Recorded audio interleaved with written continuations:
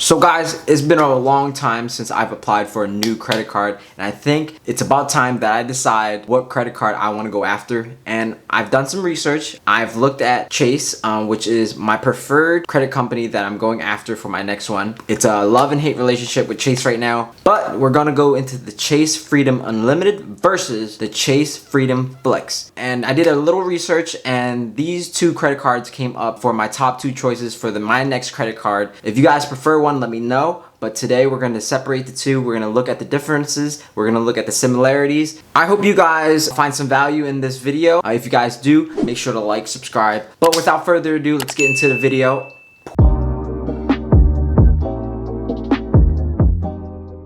So before we talk about all the good things that come with these Chase credit cards, we need to talk about cashbacks. Cashbacks is essential part of a credit card, right? So let's take a look at different types of cashbacks actually. We have rotating categories, we have specific categories, and we have what we call everywhere else's. What we're gonna talk about first is gonna be rotating categories. So if you guys are familiar with rotating categories such as Discover, these credit cards will give you, like, let's say 5% back on certain categories, and it switches up every quarter or every couple months within the year. It can switch from like grocery stores one month to like Uber the next month. For another quarter of the year, it could be like dining or groceries. And the next one is specific categories. Unlike rotating categories, specific categories do not change.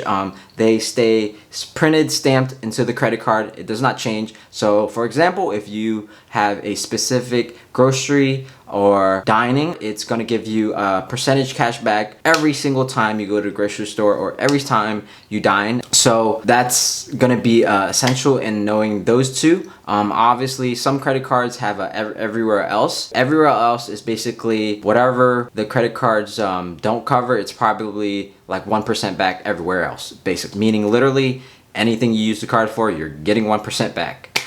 It's pretty nice. It's like $1 for every $100 you spend. Credit cards with all three of these are really nice, but obviously that's a high standard to hold credit cards to. So let's check out what the Chase Freedom Unlimited and the Chase Freedom Flex have to offer for us. So to start off, both as of right now in September 2020 have a sign-up bonus for $200 after spending $500 on the card. So both of these cards have that, both the Freedom Unlimited and the Freedom Flex. So you get the proof for the card, and then you spend $500 that you're gonna spend anyways, and you get $200 back. That's literally like 40% return, and it's 40% return on the money you're gonna spend anyways. So that's amazing already, right? So both of these have that, so we're gonna give it a tie to both of them. And let's move on. And the next one we're gonna talk about is obviously annual fee. As we know, Chase, they do have some annual fees to their higher end credit cards like the Chase Sapphire Reserve, but these two do not.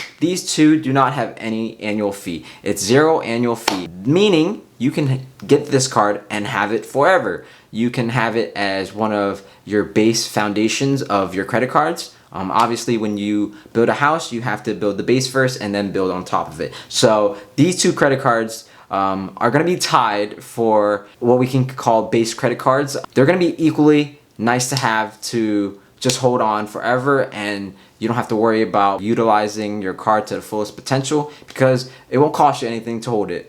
So again, they're tied for the annual fee. So it's looking really good so far, and it's really hard to pick so far. So let's keep going, and hopefully we find a difference. Quickly go over the APR, intro APR. It's gonna be 0% for the first 14 months of opening the credit card. That applies for both of the cards. That's really nice if you guys are new to credit cards and you guys don't wanna have to worry about that, but obviously if you guys pay in full every month, you guys won't have to worry about APR. Moving on to rewards. This is finally the juicy stuff. Rewards, rewards, rewards. Obviously, what else would you use a credit card for if you're not getting rewarded, right? Let's go over the stuff that they have in common, because I want to save the good stuff that they aren't in common later in the video. So let's go over the stuff that they have in common. For both cards, you're gonna get 5% back on travel through the Chase Ultimate Rewards program. That's really nice if you guys travel. Me personally, I don't travel that often. I plan to, but not anytime soon. But it's good to know that when I do want to travel, I have that in my pocket. Next up is going to be 3% back on dining at restaurants and takeout and delivery services. So that's going to be huge for you guys if you guys eat out a lot, or you guys like to order through DoorDash or Postmates or Uber Eats. So again, both of these cards have the 3% cash back on that. Next up, it's going to be 3% cash back on drugstore purchases. So again, there's tied for great cashbacks so far. Here's the slight difference. The first slight difference is that with the Chase Freedom Unlimited, you're going to get 1.5% cash back on all other purchases. And with the Chase Freedom Flex, you're only going to get 1% back on all other purchases. But this is where the flex comes in. You're going to get 5% back up to $1,500 in combined purchases in rotating categories. So basically what the flex does is it combines rotating categories,